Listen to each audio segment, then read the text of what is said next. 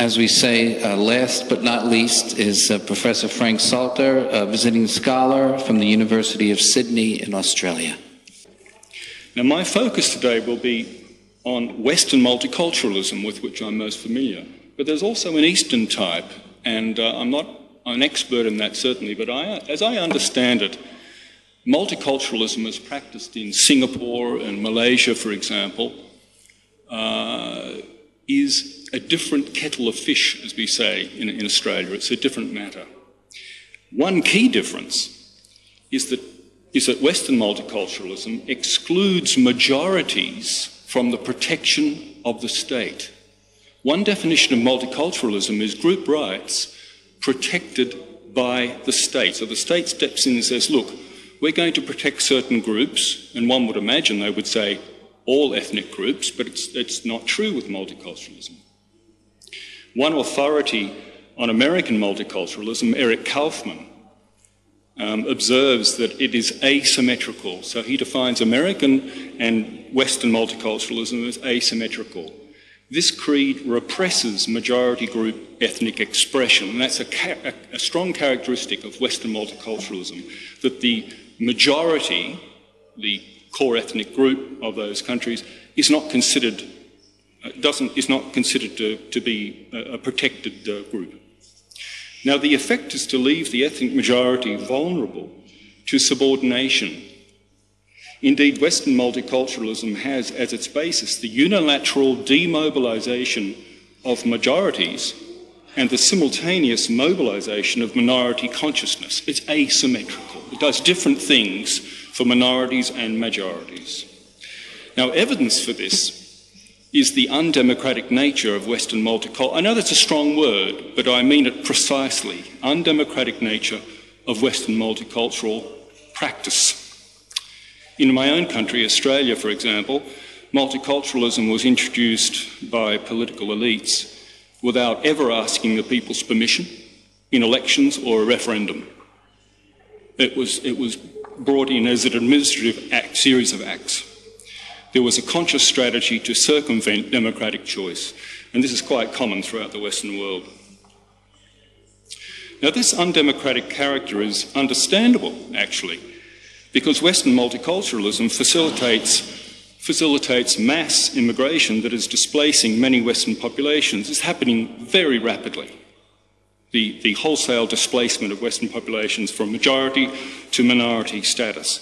Now, as I understand it, that is not a weakness of Eastern multiculturalism, so we have a clear difference there.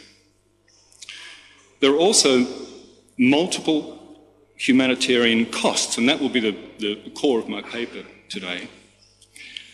Multiple humanitarian costs of Western multiculturalism due to its effect of perpetuating and increasing diversity. And that's a key step in my argument. We've heard a lot about the joys of diversity, and I'll be giving something of a cautionary note to balance that. One of the characteristics of multiculturalism is that it perpetuates diversity, that's its raison d'etre, and if possible, it increases diversity. And so multiculturalism owns diversity.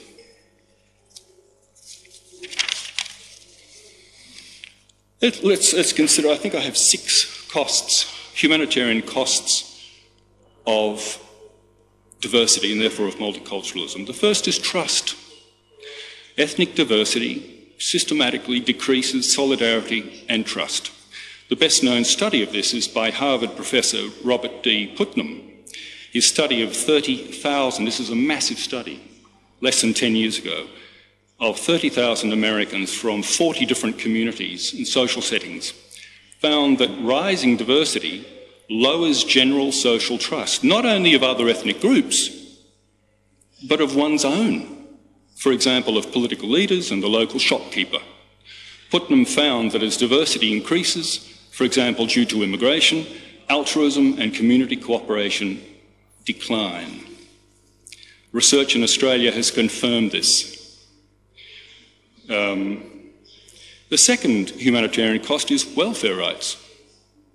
In global comparison, welfare rights correlate negatively with ethno-religious diversity. The latter explains 24 the 32% of global variation in welfare rights. That's a substantial cost of Western multiculturalism. The third humanitarian cost is giving to charitable causes. Now, you know, this roundtable concerns multiculturalism in everyday life. Giving to charitable causes is depressed by diversity. Diversity can also degrade good governance.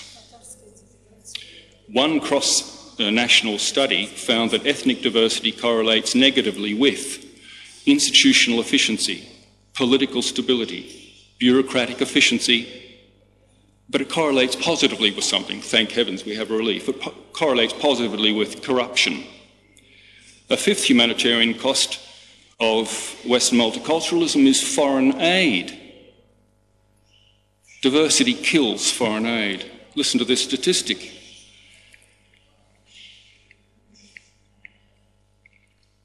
One measure of ethnic diversity accounts for 80% of the variation in foreign aid giving. 80%. In other words, there's an 80% correlation, negative correlation between diversity and foreign aid. Civil conflict, this is the most important of all that I'm coming to now. This is the most important humanitarian cost. There are multiple studies of this. Nothing I've stated is based on one study. Multiple studies, all triangulating into the same similar results. A recent study of 176 contemporary societies finds that 66% of global variation in ethnic conflict is explained by heterogeneity. Diverse societies are vulnerable to external shocks, such as war, recession, and they're prone to spiral into civil conflict. That's based on studies that go back from the post-World War II era to today. So it's a longitudinal studies, multiple studies with the similar results. So my conclusion is that Western multiculturalism is a high-risk policy with numerous humanitarian costs. Let me just end on a positive note of solutions. What could be done? And my approach is what can be done that will preserve the benefits of multiculturalism, because I haven't had time to discuss that. Of course there are benefits.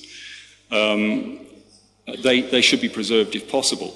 And the approach I want to recommend is to emulate Eastern multiculturalism by affording all ethnic majorities, all ethnic groups, equal protection from the state. This would fit the Western tradition of extending the franchise, in this case ethnic group rights. It would be a form of democratisation.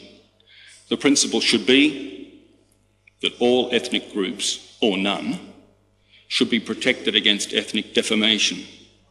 All should benefit from government-subsidised ethnic councils and other benefits. Government should no longer ally itself against the majority as the common enemy of other ethnic groups. That's the trend in the West. Ethnic swamping of majorities would probably slow or cease if the majority were given a voice. Thanks very much for your attention.